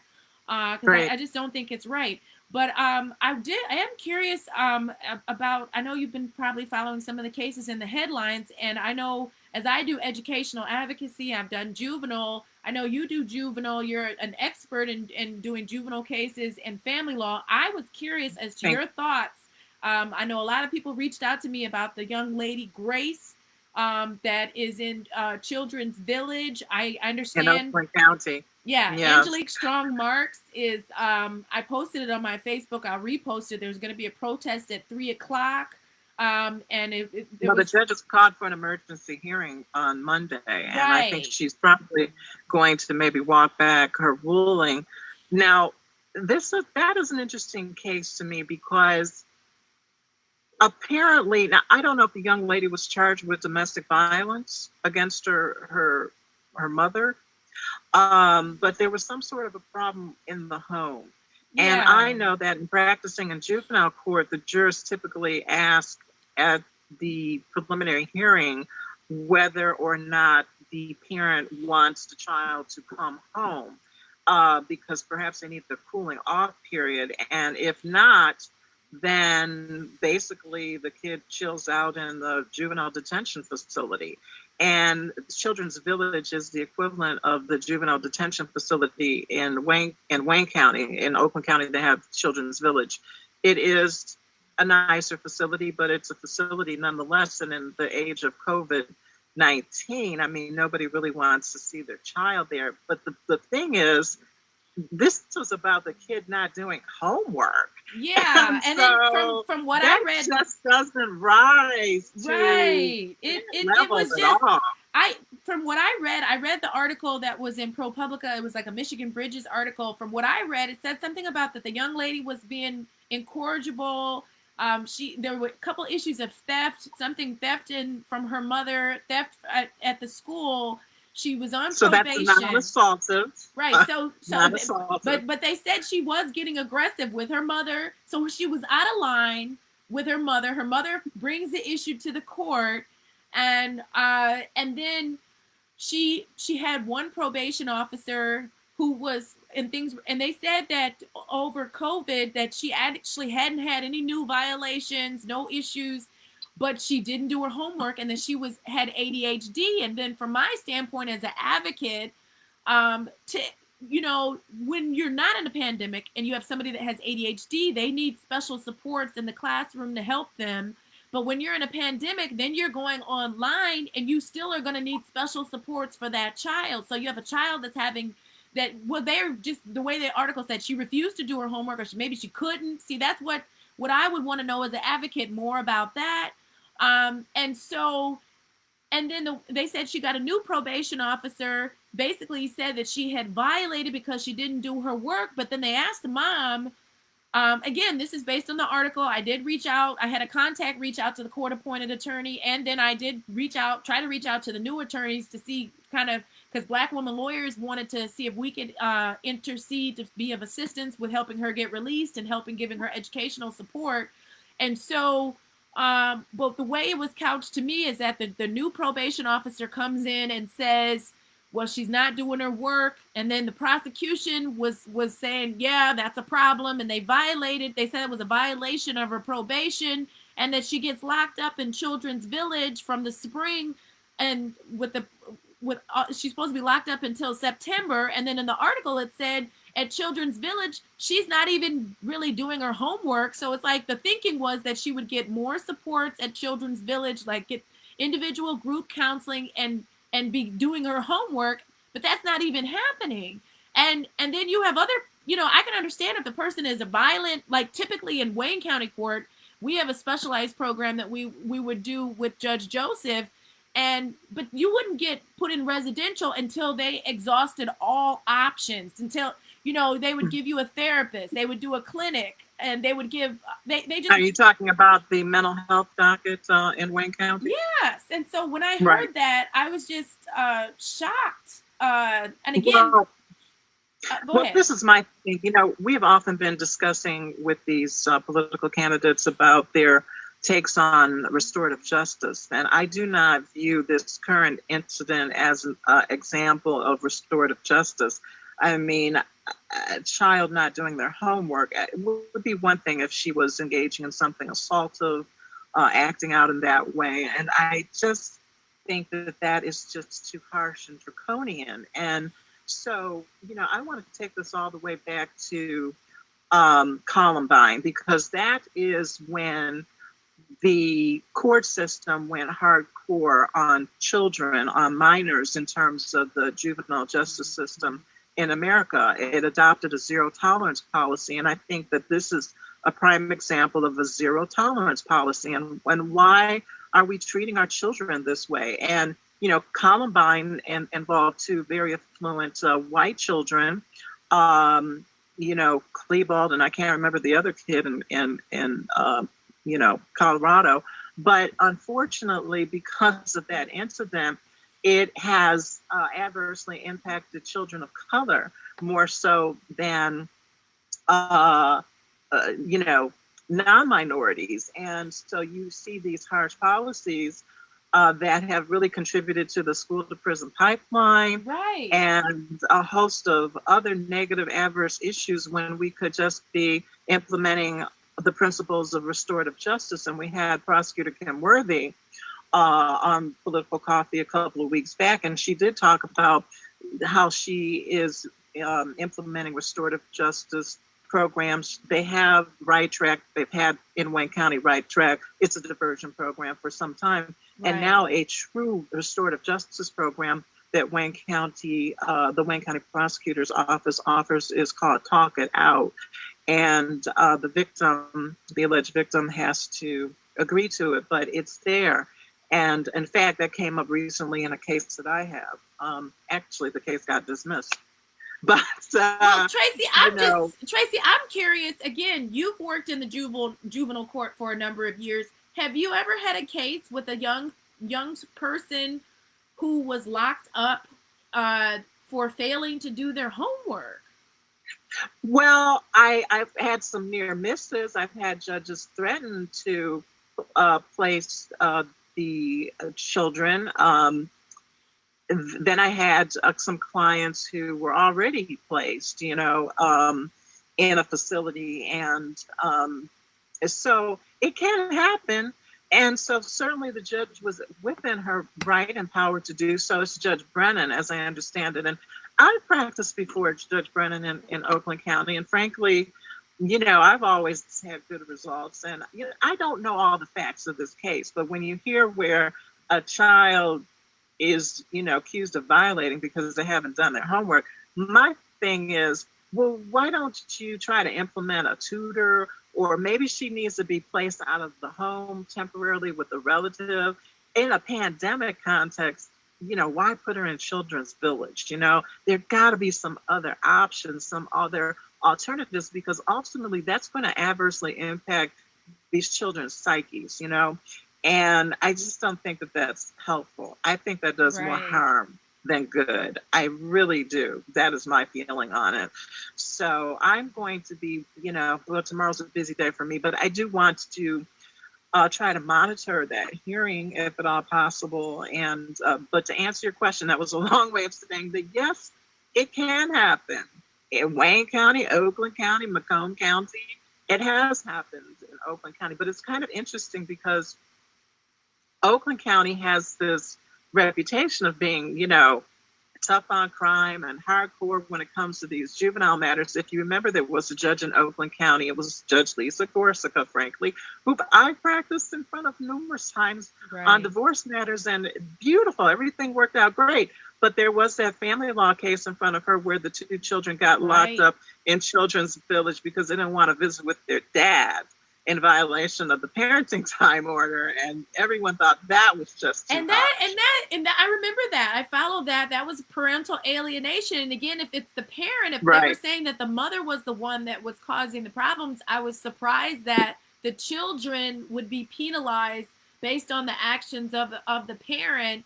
And again, you know, disclaimer for the audience: we read the article. I have not seen the case file or watched the video. I know. I don't practice in Oakland County, so I have tried to reach out to some of my folks that are there. They said that Judge Brennan is typically a reasonable and fair judge. So, yeah, she is.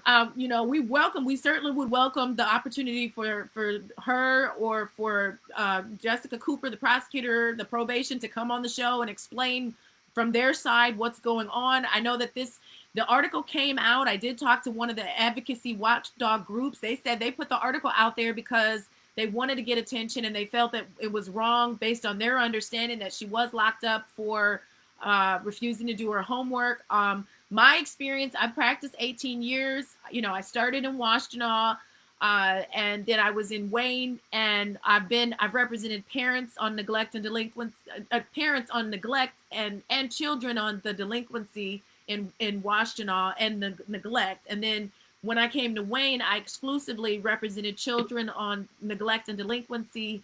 But in my time, I've never seen it where a child gets locked up just solely for refusing to do homework. Again, if they get a new case, you know, usually you try to exhaust all options in the community. Right. If they're a danger to the community, then that would be a situation where they would be placed in residential, but it would probably be a second, third time. They would really try to work with them. I really do like the program. And then we have the context of COVID. I mean, you know, with the governor saying, you know, that you've got to go through, just like with the jail with the adults, you've got to go through and release the nonviolent offenders. And the governor, I saw that even our lieutenant governor had made a statement about this young lady, like, you know, something should be done immediately. I missed it. What did he say? Yeah, something like she should be released immediately. You know, that this is unacceptable, and it's very interesting because this was a local story, but I see it's gaining national traction. And yeah, like I said, there is a protest. There are some people that are going to go down to the court at 3:00 today. I know some people have given statements about this situation. For me, I do. The emergency hearing, though, is tomorrow, though, as I understand it. Do you know what time the hearing is, or it's going to be? No, I just heard that it's going to be tomorrow. I presume in the morning. I know Oakland County starts very early at 8:30, and but don't quote me on it. I don't know if it's starting then, but I think it is good, though, that Judge Brennan has been listening to the criticisms in the community about the ruling, and that she's decided, well, I don't know who, you know, I don't know if the court on its own volition decided to hold this emergency hearing, or lawyer. I think that she got a couple of retained attorneys that filed a motion for a review. They did motion. Yes. Okay. Well, very good. They're doing their jobs. But I'm going to be watching it closely. You know, you and Attorney Nick Rammel's running for judge in 22nd Circuit Court. That's in Ann Arbor, and Washtenaw County are both heavy hitters in education law. And I mean, education law is really, there's so much happening, you know, not only in Michigan, but all across the country. We didn't have time to get into it, but, you know, we have this third grade reading law. Right. You know, we have the literacy lawsuit, but that really only affected Detroit. We have this push, because of the president, quite frankly, POTUS, to reopen schools. You know, school districts are going to be back in session with their live in person or via remote learning very soon. And so there was that protest in Detroit regarding Detroit Public School Community District. The protesters were actually blocking school buses, and now there's been a lawsuit, I think, filed by BAM by There's any a means lot. necessary to prevent the children from going back to a live learning. I just think it's too dangerous. I mean, I don't have a school-age child any longer. You know, my daughter's in college, but I would not be sending my kid to school in person. No. I mean, they're talking about the kids have to wear masks. You can have a student wear a mask for 6, 7, 8 hours. Right. Yeah, I have a nephew. He's in distancing. college, but he has the option of online and in person. I know in talking to my friends and my clients that have children, some of them are opting to do homeschool. They're like, we're going to do homeschool until it's safe. Some of them, it's a tension because you have some people that have to work and they're saying they can't afford to do homeschooling. And I just would like, for the sake of the children, because you watch the headlines, there's this tension going on. The adults are drama about wearing a mask, not wearing a mask. I would like for there to be uniformity for the sake of the children. Everybody needs to wear a mask. Everybody needs to socially distance. We all need to be, the adults have to get it together because the children are watching. And this is a health issue. You could live or die based on the decisions that the adults are making. And right. And the adults need to get it together, you know. And this is the thing. Okay, initially, there's so many things that we don't know about COVID-19. We had Dr. Abdul El Sayed come on Political Coffee about 3 weeks back, and it was a great interview. And, you know, he said, I mean, there's still some things that we don't know about this virus. It's, he didn't say this, but I read in an article that, you know, it may be mutating. And we did talk about the context of children. And I had mentioned about the multi-inflammatory syndrome for children. We had a 5-year-old firefighter's daughter pass away I of remember COVID-19. And so the thought is not only are the children themselves at risk, but they could pass it on to their parents, to their grandparents, to auntie, uncles, older people, and it just would have this cascading snowball effect. And I just think it's just too risky to have these kids go back. And what is Dr. Vitti thinking? You know, he has school-age children. Is he sending his kids back to school in the fall? I mean, I just wonder about the whole thing. Well, I think probably what we'll do, I know we're still dealing with the political season, but we'll probably want to see if we can get some of the educators to come on and talk to them about how they feel, maybe some of the educators and more of the health care professionals to talk about what their thoughts are on this situation. I know Dr. Fauci has started to come out more in the media, and there's this whole, they're trying to politicize it, but it's like, he went to medical school. If I want to hear from the people that went to medical, I have friends that are doctors. You and I went to law school. If you have a legal issue, come to us. If you have a medical issue, go to the doctor. Go to the person that is licensed to practice medicine. The politicians, look, will there even be anybody to vote in November if we keep this up with all this, you know? Will there be anybody?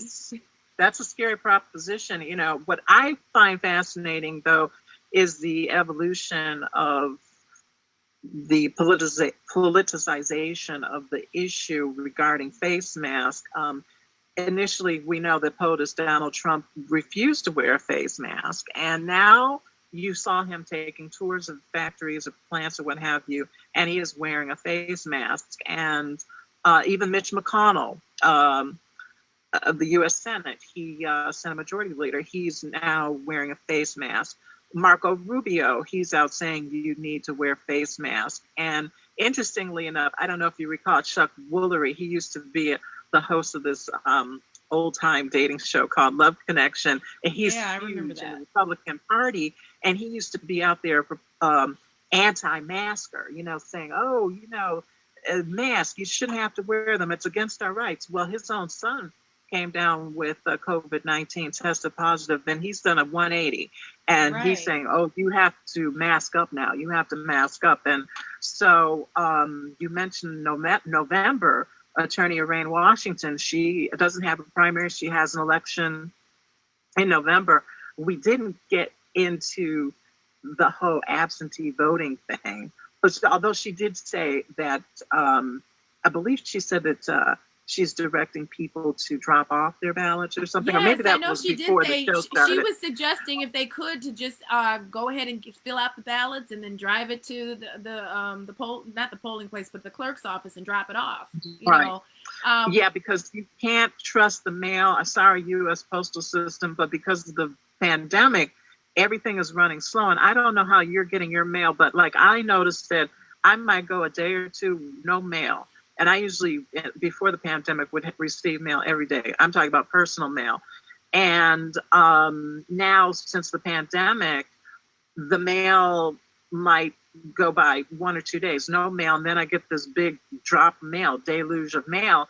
And I read something recently about there's going to be a new policy implemented that if mail carriers don't deliver mail by 7 p.m., they are going to be instructed to just hold over to the next day to keep the mail to the next day. well, And where so I I'm am, just- yeah, where I am, I see the mail carriers. They deliver. They're working. Our mail carriers. They're doing their best. I mean, they're coming on Saturday, Sunday. They're coming and delivering Sunday? the mail. Sunday. I think. Wow. I don't know if they're overloaded or what, but they obviously our mail carriers on a regular coming out. I'm in Van Buren Township, so they're doing their best. You know. Well, what's happening is, because of COVID-19, the postal system, U.S. postal system has lost a lot of workers. They're out on medical. Some of them have just quit and they're not really hiring. They are hiring, but not to the extent that they can to replace the people who are out. And that's a cascading effect. It's not good. And, you got POTUS talking about privatizing the postal service. And I just wonder about how this is going to impact not only the general election November 3rd, but the primary. We were talking off camera to Attorney Erane Washington about how people are of the notion that their ballots that are sent by mail, vote by mail, only need to be postmarked by the election date. No, they have to be received by 8 p.m. at your local clerk's office in order to count. And that's why, yes, I agree. Drop it off right to the clerk's office, the ballot at the clerk's office, or to some of these drop boxes, although there's a question mark about those two with tampering.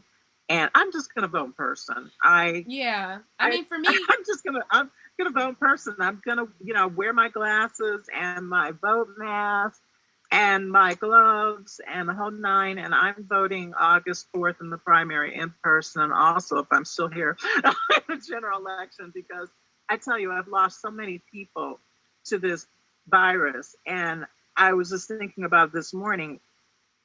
Yeah, I could never talk to these people again. Friends, family, it's surreal. Right. I mean, I as well. Friends and family. My cousin was 43, and she was just a beautiful spirit, a beautiful woman of God, married, three children, and wow. So that is, this is all surreal, and now you're seeing spikes down south, you're and out west, and the adults are fighting and the children are watching, and it's like the adults have to get it together, because this is life or death. And so I anticipate we probably will reach out to some experts and have some experts come on the show. I know right now we're still dealing with maybe politicians because of the primary, but we do need to hear from the experts about what's the guidance for people to survive this pandemic. And it's all surreal. I saw the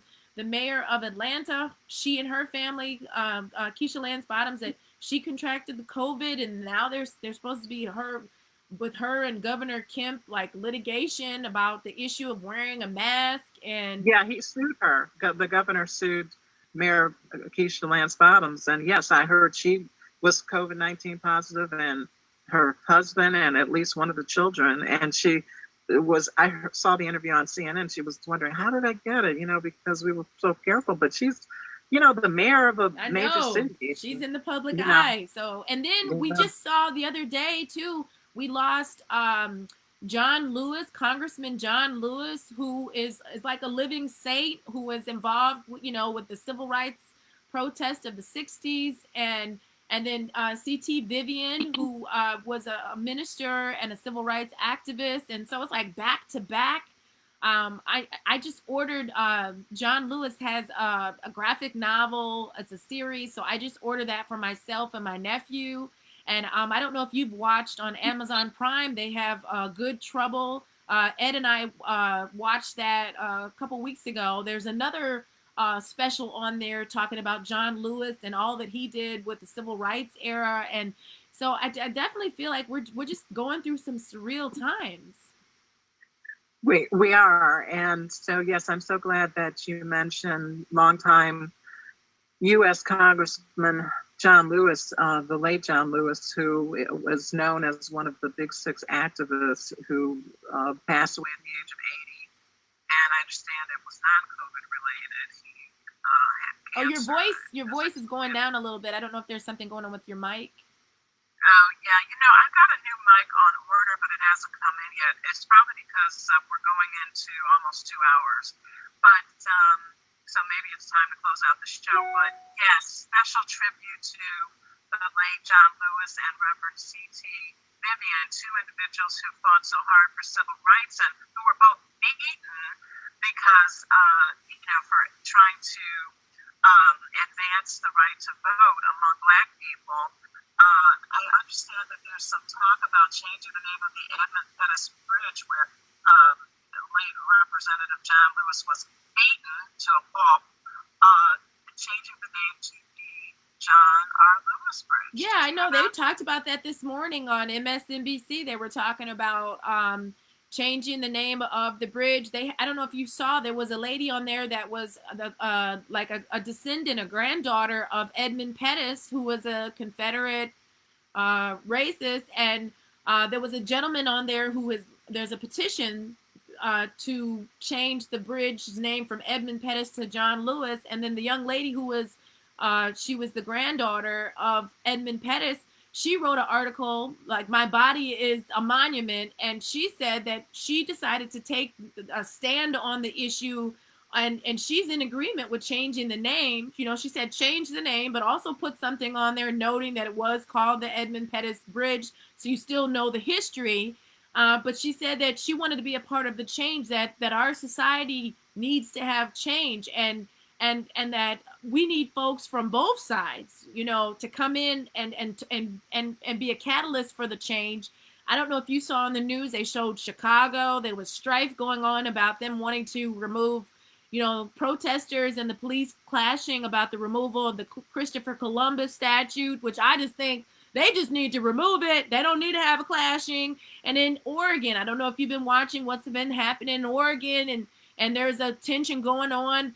There's the National Guard has been called in, but the local officials don't want the National Guard there. And there's this tension between the local folks and the federal government. And it's just, again, you have children that are watching all of this. And I just think about, with the work that you and I do with the courts and the juvenile courts, this is traumatic for adults. We're going to probably need to have some therapists come in and talk about the trauma of the COVID and then the trauma of all this strife, but our kids are being affected by this, and it's trauma, and it's trauma that they have to deal with now, but in the future this trauma can affect them in a unhealthy way. Right. I know a court, in the work that we do in criminal defense. I no longer practice criminal defense, but you do. And, family law and juvenile justice, lawyers and jurors, frankly, can experience secondary trauma. And I draw a parallel between that and COVID-19, the pandemic, where we may not suffer from COVID-19 directly, but we lost people. You've lost family members and friends. I've lost family members and friends. And we are also experiencing a secondary trauma.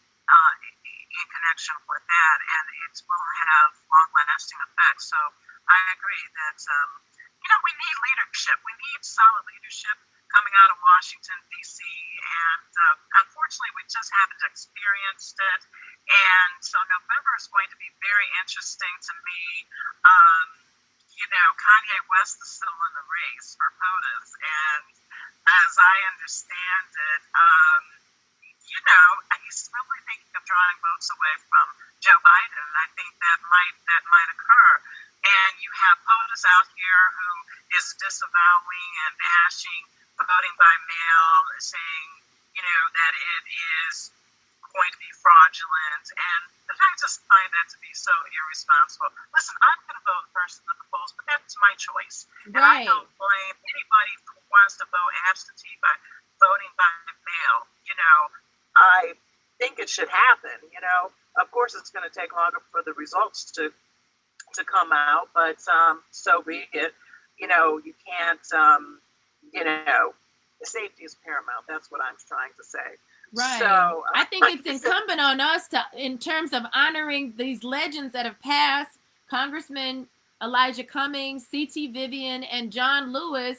For us, you got to make sure you vote. Either vote absentee, vote in person. But people in the past, people died for the right to vote. And then you have people that were torch bearers. That John Lewis had a living legacy, and Elijah Cummings, those leaders committed to making sure that we have these rights, that you and I have benefits that we probably wouldn't have. Even though you look at the stats, there's only 5% of lawyers are Black, which is abysmal, and only 36% of them are women. I got that off of the ABA 2019 demographics. Yeah.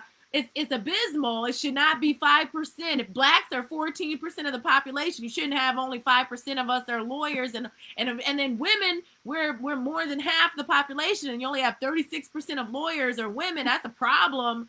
But they fought. If it wasn't for they fought for us to have these opportunities, and we definitely have to make sure we take advantage, but that we keep the door open for the next generation and of opportunities for our youth, and that we vote, and we work to preserve the union, Absolutely. I wonder if they're going to be televising John Lewis's funeral.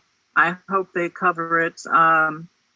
It would be so meaningful to so many people. And Did you hear how there was a politician, it was a Republican, that confused John Lewis with Elijah Cummings, who's also no longer with us? I don't want to misquote who it was. Marco Rubio was one of them. It was Marco Rubio. And but they said there was another one. I was thinking it was Marco Rubio, but it was Senator Marco Rubio, but they said there was another. They said there were two.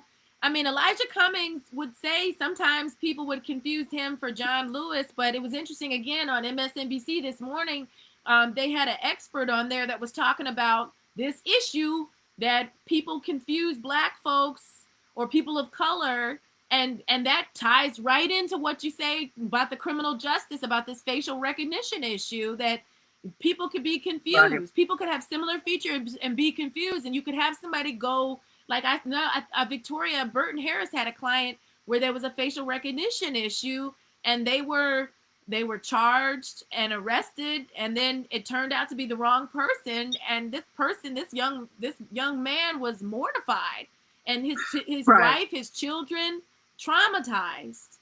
And, well, the case was dismissed, but you know, he did experience all the trauma. A false arrest, I mean, that's actionable, and so we'll see what comes of that. But yes, I mean, studies have been done many times about the misidentification of people in connection with crimes, and it's usually like cross-racial. For some reason, members of opposite races or other races have a hard time identifying people of color, and to a highly detrimental effect. And I do have a problem with facial recognition technology, but I think it's a technology that we're not going to be able to stave off. My thing about facial recognition technology is that we must implement policy to prevent against these misidentifications, because it's already a faulty software. I wish the moratorium would be honored where, you know, it's banned until they work out all the kinks. Silicon Valley, come on, guys, you need to do better. You know, there's really not that much diversity in Silicon Valley, and you know, these white guys come up with this software that has 89% to 96% error rate when it comes to identifying people of color. And for some reason, the facial recognition technology, it tends to misidentify Black women for Black men. How does that happen? Oh, that, you know? So yeah, that's bizarre to me. So I know that I think Google stopped using it, and other entities, cities have stopped using it. They've implemented bans. I'm not sure where we are. I know the late State Representative Isaac Robinson was working on a moratorium on facial recognition technology in Michigan, and Congresswoman Rashida Tlaib was taking it up on the federal end. And I don't know where we are with that because, you know, COVID hit and kind of delayed things. But it's a very dangerous thing. But yes, Marco Rubio put up a picture of Elijah Cummings when he meant to honor John Lewis, and you know, how does that happen? I mean, my thing is, I could see somebody at the airport might confuse them, but if you're working with somebody on a regular basis, that's embarrassing. That is embarrassing. That's an excellent point that you make. Okay, so wow, you know, and then who's on your staff where you don't research that? I mean, oftentimes I'm doing some graphic design work or research, and you know, I'm checking and double checking to make sure I got the right person. You know what I'm saying? You definitely want to do that. Even happen? Wow. I mean, I'm like, dude, you're a senator. I don't know what happened with that. But I'm glad we were able to have the show today, and yes, I know we'll talk about future programming and guests, and I'm glad for the audience that has stuck with us, and you know, just want everybody to be safe. And and so today's broadcast, that's up on robynlegal.com. We weren't on Facebook Live, right? Oh no, we're on Facebook Live, but we're recording this. Oh, I didn't know that. Yeah, okay. We're still I'm still working on getting it on the website, but we're recording this, so I will put this will be on Robyn Legal YouTube, and we're on Facebook Live. And yeah, I'm still working with my web. I've learned the language now. My webmaster. We're still working on the web, like how to do it, go live from the website. So everybody just hang tight. And so thank you all for joining us for Political Coffee. And everybody can have a blessed Sunday. And Tracy, you as well. And okay, thanks. You too, Robyn. Yep. All right. Talk to you later. See you next time. Stay safe, everybody. Vote. Vote, America. Vote. Yeah, vote.